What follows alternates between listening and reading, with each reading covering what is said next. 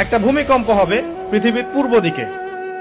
পৃথিবীর পূর্ব দিক মানে এই যে ভারত, পাকিস্তান, বাংলাদেশ, শ্রীলঙ্কা, ইন্দোনেশিয়া, ঠিক আছে, এই সিঙ্গাপুর, এই যে কন্টিনেন্ট মালয়েশিয়া, এটা পৃথিবীর পূর্ব দিক। এদিকে একটা ভূমিকম্প হবে। তারপরে 7 পৃথিবীর পশ্চিমে একটা ভূমিকম্প হবে। পশ্চিম মানে বোঝেন না? পশ্চিমা বিশ্ব না, সৌদি আরব না, পশ্চিমা বিশ্ব, ব্রিটেন, ফ্রান্স, জার্মানি, তারপরে রাশিয়ান কন্টিনেন্ট, হ্যাঁ, ইউক্রেন, এদিকে আপনার আমেরিকা, এই পুরো পশ্চিমা বিশ্ব, এখানে একটা ভূমিকম্প হবে বড়। এবং এগুলো এমন হবে যেগুলোতে ভূমি মাটিতে ধসে যাবে, মাটিতে ডুবে যাবে। ভূমিকম্প না, ভূমিধস।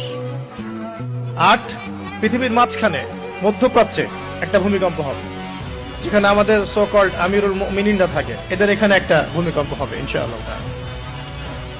আর 9 ইয়েমেন থেকে একটা আগুন বের হবে।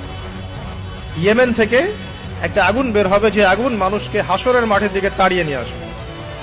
আরেকটা বলেছেন 10 নাম্বার, সূর্য উঠবে পশ্চিম দিক থেকে।